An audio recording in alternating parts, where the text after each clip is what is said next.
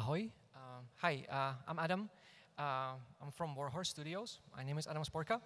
And Žilina is a very special city for me because my colleague from the project used to live here for 8 years. The main composer of this project lived here for 8 years in Žilina, 10 years, 8 years, Jan Valta. And so this is a really special place, and since we are cousins, I really liked visiting him. And so this trip really brings back a lot of memories. So I'm really happy I could be here. Thank you very much for the invitation. And all right, so I'm going to be talking about adaptive music in Kingdom Come Deliverance, which is what I do there pretty much. That's my responsibility in the project. As I said, I'm from Warhorse Studios.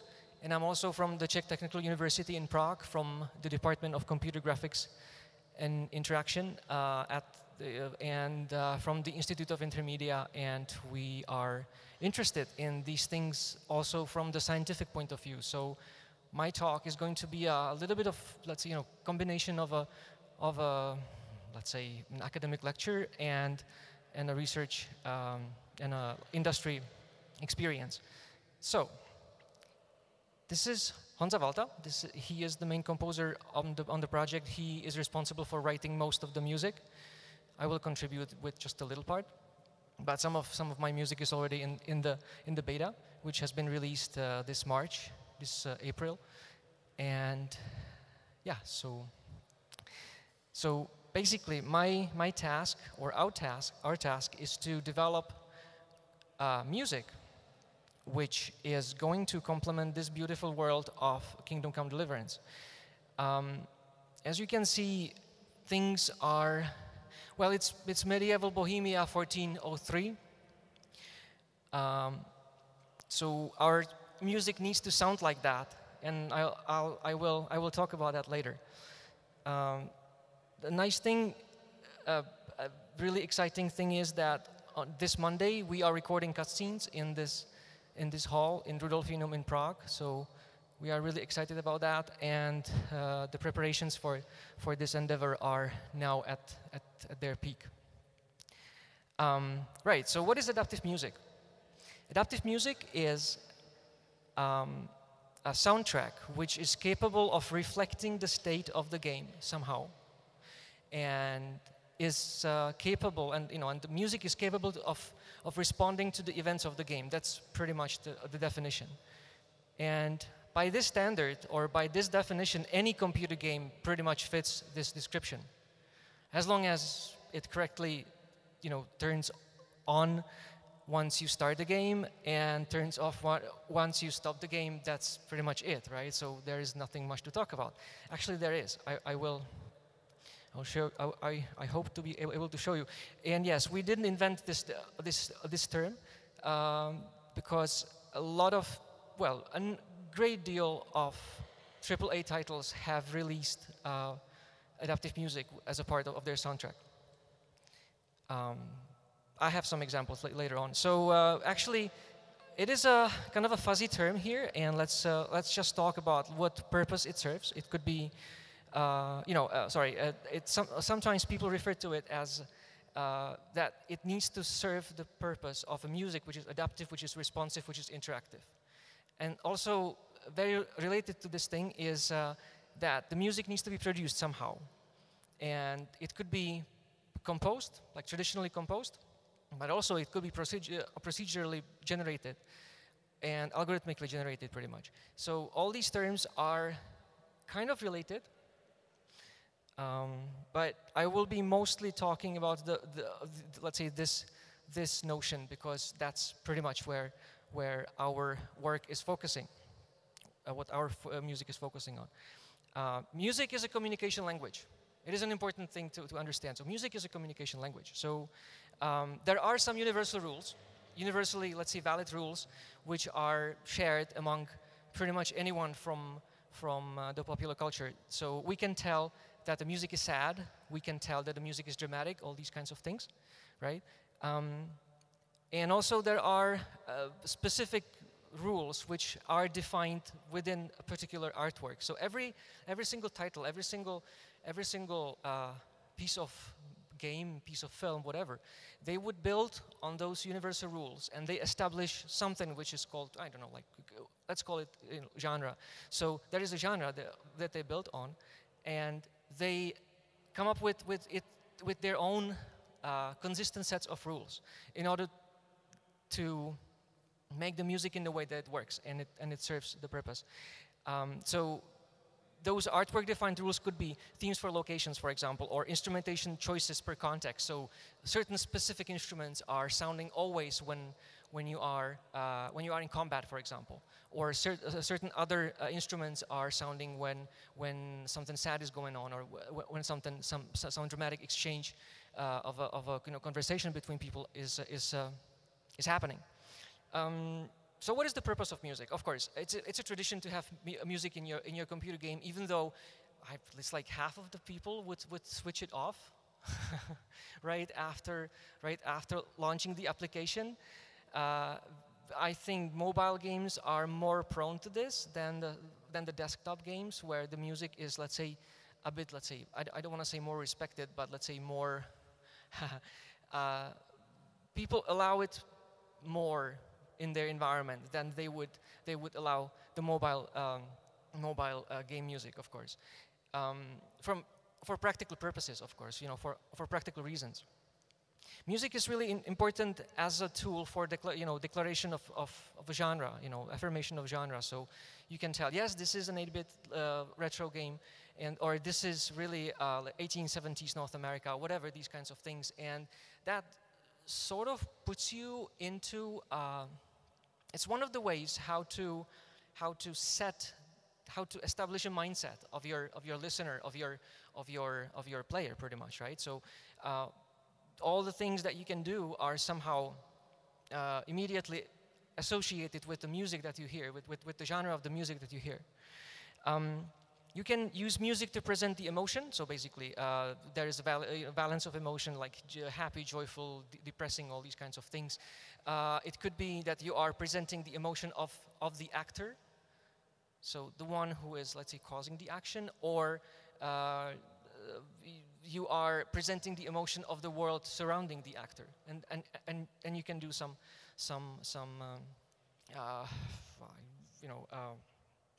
contrast between what the author thinks and how the world is around him or them or her. Often said in the theaters is that the music suppresses the ratio. So basically, it somehow suppresses the mental processes in your brain. So you are less analytic when you are listening to music. Maybe it's true. Anyway. It's a really useful tool for setting the expectations of difficulty and the game pace as well. By proper build-up of your music for different levels of your game, you can illustrate how the difficulty of those levels is going to progress over time. It is a way how to sonify the game status. So basically, you can let or allow the person monitor the changes of the game using your music, of course. Okay, so there are some like principal components of music that of the soundtrack that we might be talking about. So there is theme, there is underscore, and there is silence. Theme is a feature of your soundtrack. So it needs to be elaborate. It needs to be recognizable. It's something which announces the genre, and everyone is going to hear this, and everyone is going to be like, oh, this is from that game. Yes, this is the main theme from that game. Then we have underscore, which is the background music, you know, the in-game music, and it's a mood setter. It doesn't really distract. It cannot distract, actually. You know, you are supposed to play a game with this thing for hours. So how to build the soundtrack in the way that you can build, that you can listen to the music for hours, and you're not bored by it, or you're not annoyed by it. And one way, yeah, so it cannot really like And then there is silence as well. Silence is very, very important component of any soundtrack. So there needs to be a dosage of music. There needs to be a reason why music is playing. And very often, you know, music sometimes is not used, or sometimes very often is not used under the dialogues. And there are specific moments where you're not supposed to, where you're not supposed to have a music at all. But even though, and this is like from a practical point of view, even if you switch your music off, even if you switch your sound off, there always should be some sound, at least, you know, some audio in the background, like some faint, I know, like some faint sound design layer somewhere down there. You know, sound design like a pillow, which is down there, and that's for the reason that if you switch off the sound completely, people might be thinking that their speaker system is not working, and they might just turn up the volume, right? And it's like 3 a.m. in the morning, and you're trying to figure out why your audio is not working, and all of a sudden the music comes back, right? And boom, you know, something happens, or something terrible happens. So it is really, really important that you always keep a faint sound design pillow, which is a part of your sound effects. I think that is really important. Anyway, so music design. What is the music design? It's a series of decisions that everyone who is involved in making game music needs to make. Of course, we need to pick the genre. We need to understand what is the purpose of the music, whether our music is going to be responsive or will anticipate of what is coming next. We need to understand our music space, or establish our music space, which is we need to understand what the contexts of the game are, whether we are exploring stealth, you know, where we are in stealth, we're in combat, or there are some mini games, all these kinds of things, depending on the title, of course. Most of the things that I'm talking about are directly, let's say, inspired by Kingdom Come Deliverance, right? So a lot of things are there. And also some important characteristics which you need to, you know, inform the player about. Health status, imminent loss, expected victory, all these kinds of things that you might want to tell. Okay, so let's go from something very fixed all the way to something very, very dynamic, right? Very, very adaptive, very, very changing and varying. So the film soundtrack is something which is predefined, which is not changing, which is assigned to specific screens and specific times. So you have a very specific timing. You have a script. You have your footage, and you are making music for it. So everything is like defined. Or if you make music slightly different, they may alter the timing, like, you know, by seconds. But everything is pretty much predefined, and everything is set. So let's see. We have Vltava by Bedřich Smetana, right? And everyone knows that the sequence of scenes is as this: that there are two streams. There is they unite in a single stream. Then there is a forest. There are some meadows. There is some wedding. There are some mermaids. There is Vyšehrad, right? Later on, and then the river flows on. This is pretty much how this. Well, actually, yeah, this is pretty much how a work like this works. And there are many games which pretty much share these characteristics. For example, whenever your level is fixed in time, you can do this, right? You can pretty much do all this because your timing is defined. So if you know that there is going to be, let's say, an abrupt change of situation at half a minute after the player starts the music, and then there's going to be some sort of a really dramatic situation by the end, you can really modify or write your music in that way, which is really simple, and it doesn't require any adaptiveness whatsoever. So okay, so that was the film music. Then now static interactive soundtrack. So that's something which has been here for ages, right? Because very often you would have fixed set of music of music tracks. And the only thing that you don't know is how long you're going to spend in each level. So you would have music for every level, and you would just play it back. And there were things like Pengon, for example, right? These things. So you would have a loop like this, and that would go pretty much, under your entire game. And no matter what you would do, you would hear this music. Yeah, things used to be like this. Anyway, so of course there is just one music loop and a game over stinger. This is pretty much how very often game music works, like a static game soundtrack works. So you have some menu music, you have some music for the loop, you have some advancement, congratulation music kind of a thing. You have a game over, you have a winning music, and whatever you do, you just move towards here. And each arrow here means that that this track is faded out or just stopped, and this track starts. That's how it's done. These things are, that's really simple and very effective for many titles. For example, this, Nimble Quest, my favorite pocket game. 2013. It's on Android and iOS, and it's a kind of an RPG arcade kind of a thing. And the music is really good, and just check this thing out, because this thing has a really nice soundtrack, and it really adheres to this framework that I pointed out. Right. So what I mean by adaptive music, because this is pretty much adaptive already, right? This is like already there. Everything which is important is already there. So you have your winning, you have your losing, you have your menu music. So what else could be done? The point is to have more complex control of the music playback. So it's a good idea to be able to respond at finer level of details than just on the level of individual tracks. So it's not just crossfades, it's not just a playlist. Notable examples of this platform or paradigm: Nintendo Entertainment System, right? They would very often play with the tempo alterations. We now have a Tetris NES implementation at the office, in the office, and sometimes we would play.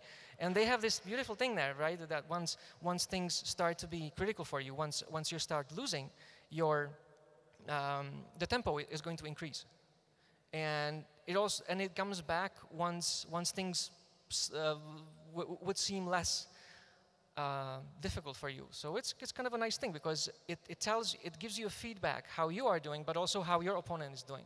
So if you are fine, and all of a sudden you start hearing this music, it gives you additional channel of information that your opponent might be losing very, very soon, which means that you might alter your immediate strategy, how to continue with your game, so that you would support that process pretty much. I mean, support the process of your opponent losing and thereby you winning. There is IMU system, which was in Monkey Island 2, which is one of the first games with a nonlinear composition. So you would have the music would flow continuously, and by going from one region to another, from one place to another, you would start hearing different themes and different variations of the same theme, but it would be all in sync. It would be all continuous flow of music. Or there's Leonard Paul SimCell, which is a game-driven procedural generation of sound signals. So basically, he made a bunch of synthesizers in pure data, and he's feeding those synthesizers data from the game as it is progressing. Right. So okay. So what sort of designs or what sort of music spaces we would have? So we can have known progression, but unknown timing. Right. So for example, you were going through fields, through some forest, or through some city, and you don't know how long you're going to stay here. But it's important that at this boundary you have some transition which makes sense, and I will show it later on how this is going to work out. In KCD, this particular let's see, situation is in our robot battle when you have when there is there is a defined procedure or defined sequence of parts of the music, and one comes after another. And this is exactly it, right? So, but no one knows how long you're going to, spend here, etc. But the order is somewhat guaranteed to a certain extent. That's one thing. And the other thing is that we still want the music to, be in sync. So once you switch from one part to another, the transition must make sense from the musical point of view. That's the most important part. Or you can have one-on-one combat here. So you have this is me. This is my opponent. This is the space of possible configurations of me winning and him losing and him winning, etc., etc., etc. Let me just skip this thing. Okay, so let me get to the music of Kingdom Come. So this is how our world looks like, pretty much. So we are in 1400s. Our tagline is Dungeons and No Dragons, because it is a medieval period, so we would have dungeons in there. But we wouldn't have magic. The only magic we have, the only, let's say, well, it's not really magic. We have alchemy, so that's our magic kind of a thing. It's an open world sandbox RPG, which means that no one knows how you're going to play the game, which means no one knows in which order certain things, certain parts of the music are going to happen. So you have multiple contexts. You are exploring the landscape. You're undergoing battles and combats, and you have dialogues with characters, and the order is not known, and the timing is not known. No one knows what the player does next, and the music still needs to respond to it somehow. So when we started designing the music, we decided that we like to have film-like score. So whatever is permissible in the film music, we may use. That was one of our basic premise, pretty much. And our music is influenced in alphabetical order by these people. So we go for really like big orchestral score. We like to sound Czech. The music, the way how Honza is writing it, we like it to sound Czech somehow. So that's why we take some inspiration from these two important Czech composers, modern Czech composers, pretty much. And but we are also big fans of John Williams' music, and William Stromberg is known for his let's say severe, dark, let's say themes and music. So those are our sources of influence and influences. And as I said, most of the music is composed by Jan Valta. All right, so we have a consistent vocabulary of themes. We have consistent instrumentation, and we are producing using sample libraries, which is, we have realistic orchestration, but large part of the music is generated using samples and sample libraries. But there is going to be a part of the soundtrack, and a considerable part of the soundtrack, which is going to be recorded by live orchestra actually this Monday. So it's going to be nice, really, really nice, and I'm totally excited about this thing. And so most of the cutscenes will have this. So that is going to be our orchestral. I mean, like live orchestral recordings. And then we will have some period music, which means there will be some parts of the music which will really resemble that period of time, because what we go for is a film score. Not like, we cannot really. The problem with the music of 1400s was that there wasn't much of music known to us. Of course, there was music, and there were things like, of course, there were church-related compositions, of course, and we will have them. And there were some secular individuals or small ensembles playing the music, but the notation is not there. We don't know exactly how it sounded. So that is a challenge, but that is a nice challenge. So we're going to have stuff produced over the summer, and there's going to be a surprise. I'm not going to spoil. Right. So we have villages, we have towns, we have nature. So villages and towns will be closer to this period music. So the villages and towns will sound older than the natural parts, because the forest, how it looked 600 years ago, pretty much looks the same like today, right? It's still the same thing.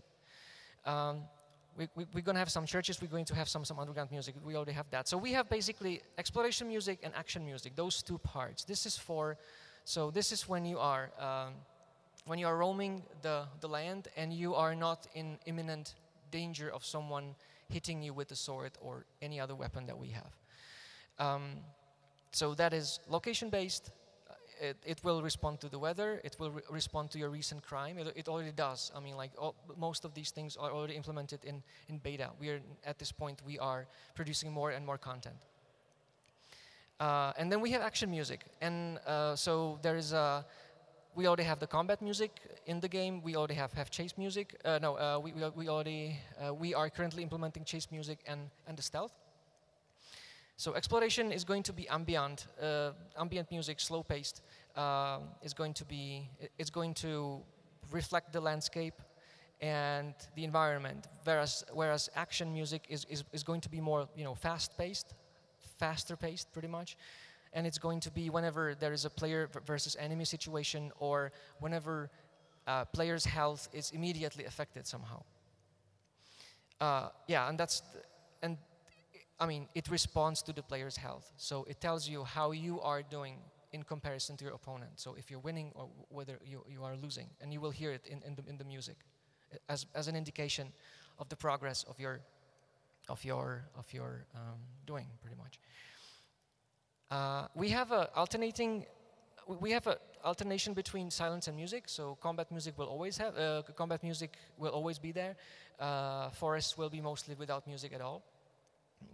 We have a couple things how to make sure that the music won't sound all the time the same thing. We have some systems of fallback. So we have lists of things which can sound everywhere. We have some specific location-based musics, pieces of music. We have usage counters. So we make sure that we play the stuff which has been played the least whenever possible.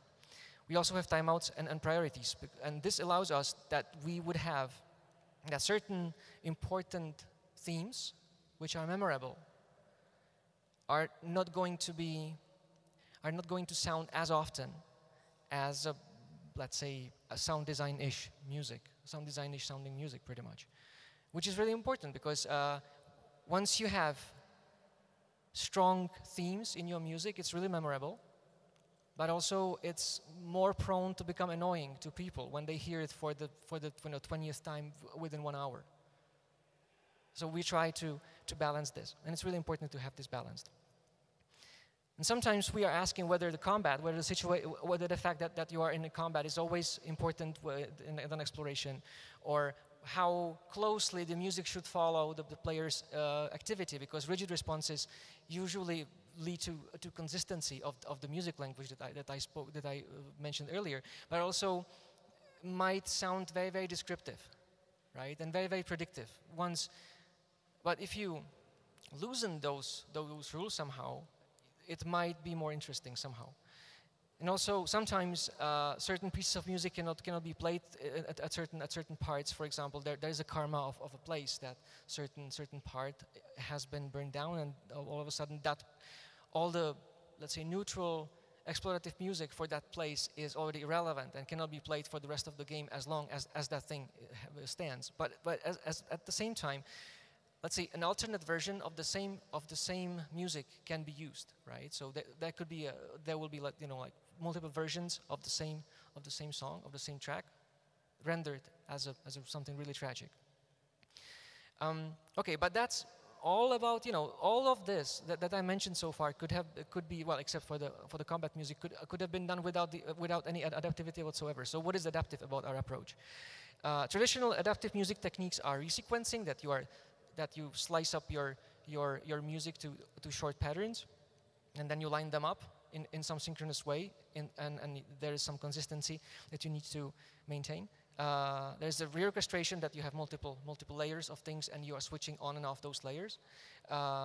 There is some generative art, which means that you are using some AI principles to generate new, let's say, pieces of music on the fly. But we cannot really do much of all these things. We pretty much can do resequencing because we are using symphonic music. So we need to maintain the harmonic progressions and voicing.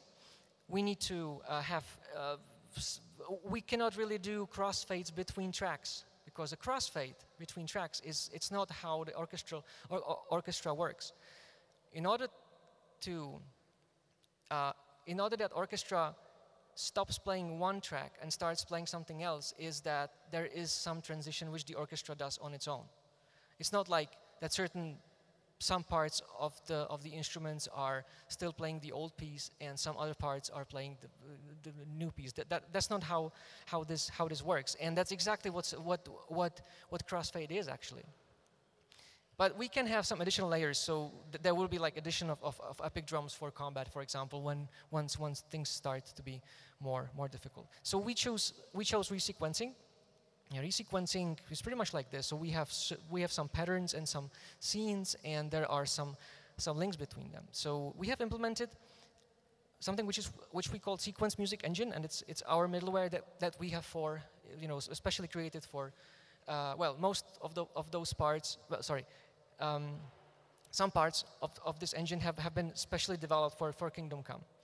So it's able to do high-level control as well as low-level control. The high-level control is, this intelligent playlist that it checks the suitability of music according to game state. So you have some game state, you have some situation there, and this high-level control determines which scenes are suitable for playback.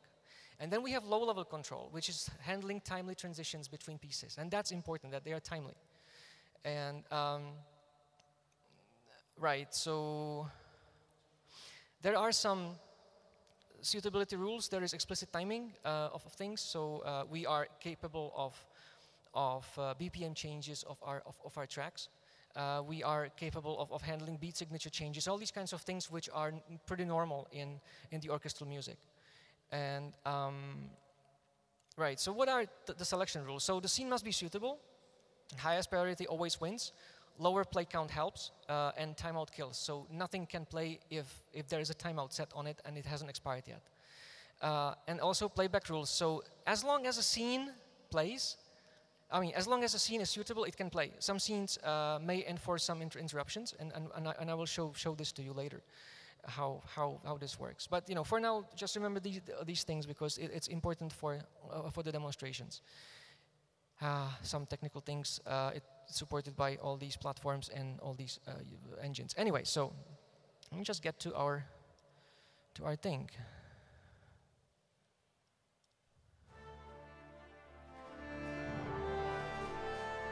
Right.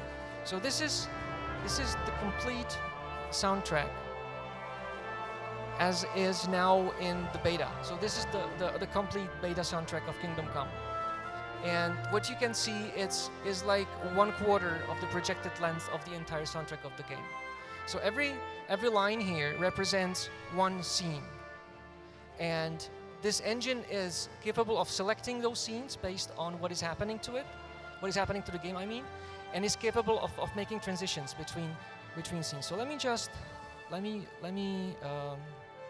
me escape the menu.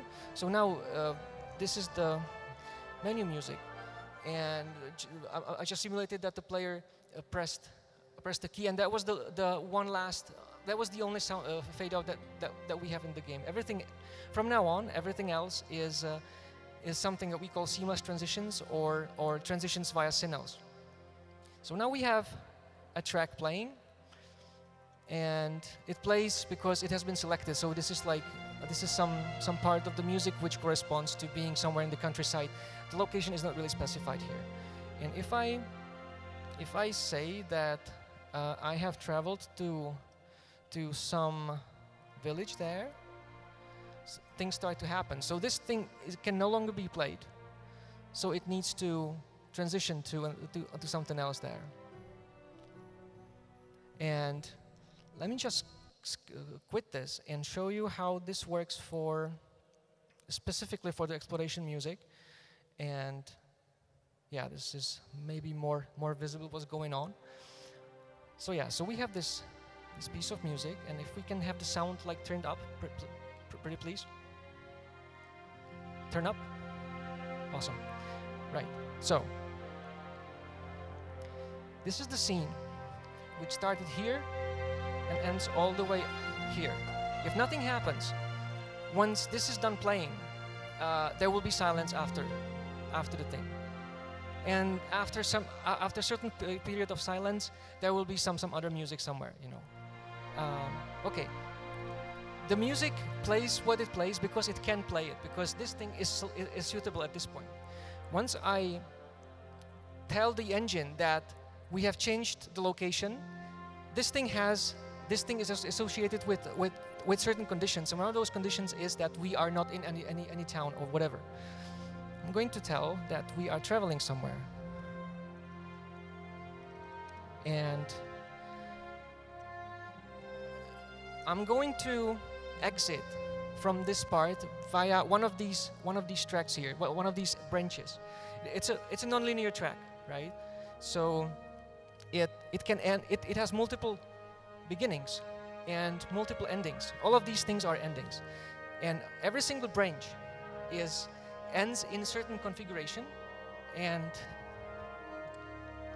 once the track no longer can play, which just happened, the branch starts playing, and one of these gets selected, either that one or that one. I don't know which one is going to be.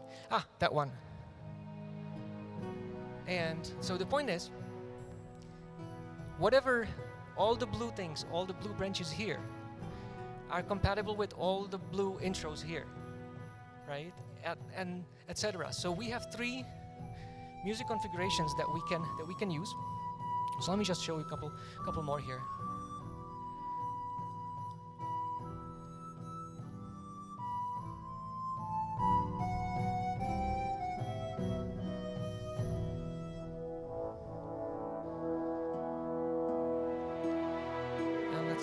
Let's go to the camp of some soldiers. I hope I know that the comma is going to be fine, the right one, yes.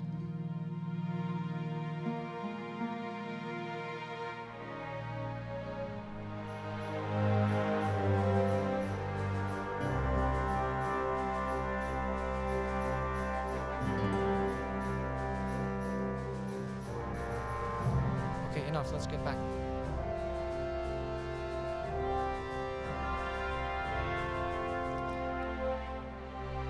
So the key point of this technique is that the music always ends here somehow. So every exit here is one of the natural endings of that particular composition. That's very important. So it sounds as if it is composed that way somehow, and that's important, I guess.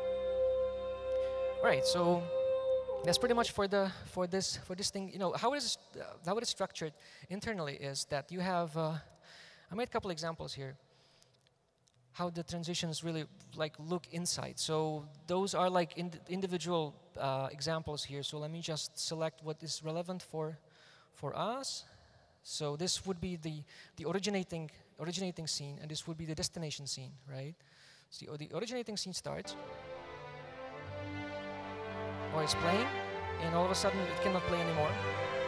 So this is synchronized with it, right? So, and now this is how the destination track. How the destination part is supposed to sound like. So the same transition can be somewhere else.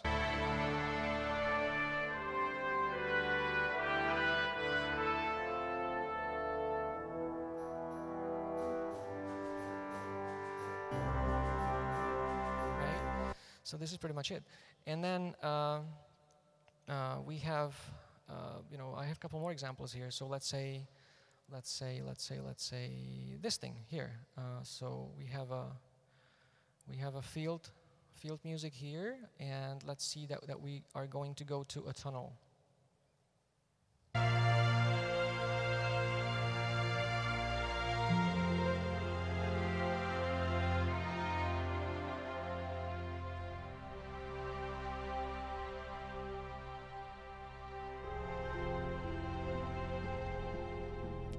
Now let's go to a town from a field.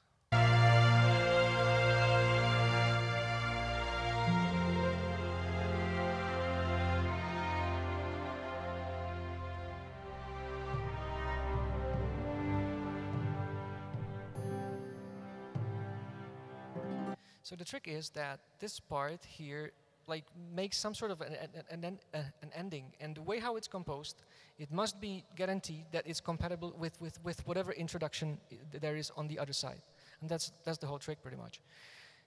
These are what we call the Cmos Transitions, and that's for when there is enough time, because you need roughly 15 seconds to make this transition from one point to another.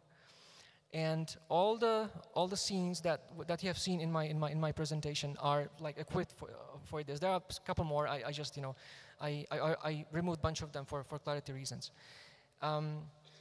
But it's not like you can make this transition to a combat music once if you don't have any time pretty much, because transitions to combat must happen right now, right? As my advisor in Prague, my Professor Slavík, he would say teď hned sofort, right? It needs to happen right now. So let me show you how that works.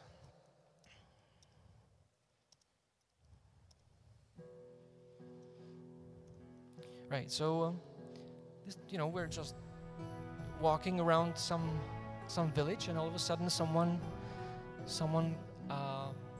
attacks us. Right. So a couple of things there. So you might see these little dots here, these little dashes here. So those are individual bars. So I know exactly when every single bar in the music starts, so that I can synchronize the playback. And the things above, they're called signals. So I'll get to them later. So basically, we're here.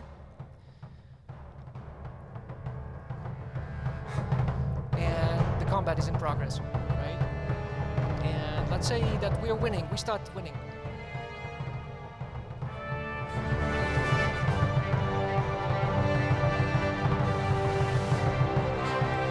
And he hits us. And he's really onto us.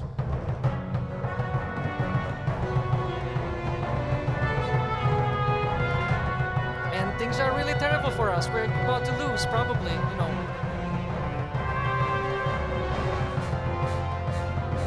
But all of a sudden, something happens, and we just heal up or whatever. We're back to normal, pretty much, and we are going to win this thing because we are the best.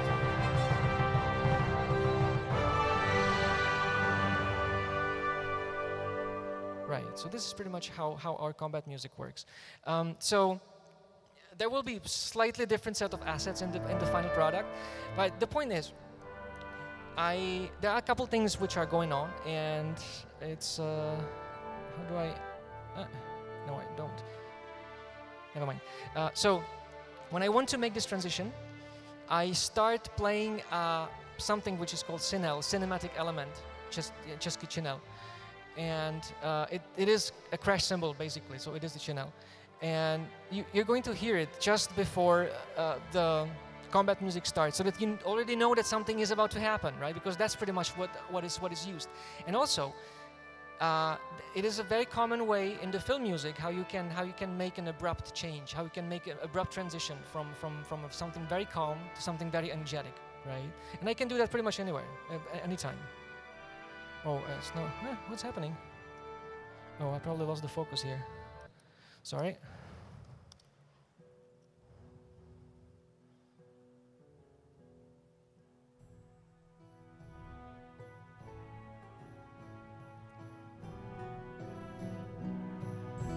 let's say now. And I'm there, right? So this is like really, really fast and really, really responding to whatever is happening. So okay, so that was the transition via Synels, and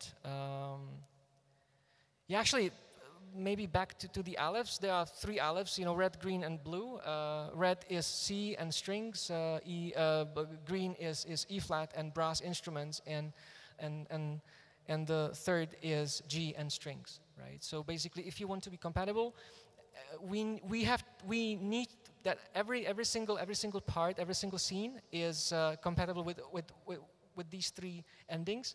But the composer can choose whichever Synel or whichever exit, whichever color of the exit they want to use. Right. So, yes. So this is pretty much how the transitions via Synels work. So there is an originating scene, there is the destination scene, there is a short period of fade out, and there is a request which comes from the player. And it's important that once the request comes, the Synel starts playing, and it's synchronized in the way that its climax is on the boundary of the bar, right? And right after the bar ends, a fade out, a short fade out, is applied to the thing, and the new music starts. The destination music starts, and the crash cymbal has this effect that it is capable of mask pretty much all the music which might be heard during the fade out, because I said that the fade out is something, or crossfade is something which the orchestra would never do on its own, right? There is no physical way how it would do this. So this is pretty much the trick. We have a couple more tricks. We let tracks bleed into one another. That means that the first pattern is not like stopped when another pattern starts. So there's always this kind of a we let the voices end naturally, right? So if there is a crash cymbal here, or there is let's say some percussion here, and with a long reverberation, we let it sound all over the boundary here. That's really important. So it let's say blends nicely with the music which comes next. The orchestra has something which is called the oomph. So basically, when everyone has a single note written like this, it doesn't really mean that they would start on the dot. They would be very, very precise, but some of them would start slightly sooner, some of them would start slightly before. And also there are some instruments which already start making noise. It's not the tone yet, but it's already noise. And we expect that noise to happen there. For example, brass instruments, very often they need to, they just need to breathe in and then start, they need to prepare for the let's say, for the tone itself, because there is a time that they need to allow for their tone to come up like in full. So they need to compensate for all these kinds of things. But we are used to these sounds as the listeners, because we know how the orchestra sounds, right? So this trick, so we are pretty much shifting all our music 200 milliseconds in the past or in the future, depending where you stand. And in this way, our starts sound less like a toy piano. So that's a nice trick there. And also a couple more things which really help, that we are using traditional scoring. We have a great deal of creative freedom, which is really very nice and very generous. We are involved in the early game development, and we have written our own adaptive music middleware, which is really helping. Anyway, I think this is end of my talk. So I thank you very much for your attention, and I'll be happy for taking your questions now, if there are any. Any questions? Well.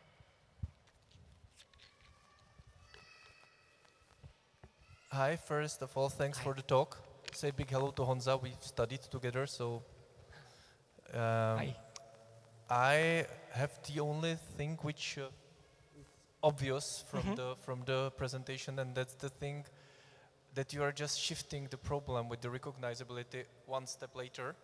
But if your game is long, as with Kingdom Come is kind of expected, the themes will anyway start repeating. Yes, and we actually addressed this slightly because the gameplay is projected to be 30 to 50 hours. And how many times can you listen to, can you hear a song before you are totally annoyed by it? I think that it's something between 10 and 20 times, maybe. So maybe 20 times is pretty much the number of times that we wish that the piece is played. So our projected length of the music material is 5 hours of the entire soundtrack, right? All the things, so that we can and also there will be silence. The music will sound maybe 50% of the time, maybe 30% of the time, right? Sure, but still, my point stays a bit because despite the 5 hours of the music, the themes and basically the tonality you are using or was at the demo can elude this. This is one thing. Another, I was curious, why are you not using some kind of middleware like Fmod or WWise? Well, actually, because you can do all of this. You can do there basically. I can imagine. This was a nice thing to do. And okay. So hobby thing. Not entirely. Well, you know what? I have everything in let's say full control, because the code is in C++, and whatever I can implement, and I don't have to ask anyone. Yeah, so that was pretty much the reason. And did you do some prototyping, or was it just C++ straight away? Yes. Well, you mean like trying how stuff might sound in Reaper? Yes, we did that. In Reaper, okay. I thought some more like Max or PD or something. Yeah. Yes, that was the prototyping. Before we started with this, we needed to make sure that it is going to work. Yeah. Thank you. Thank you. Any other questions? Okay, so I guess that's all. Thank you for your talk, and thank you guys. We'll continue in about 5 minutes, I guess. So thank you very much. Stay tuned. Thank you.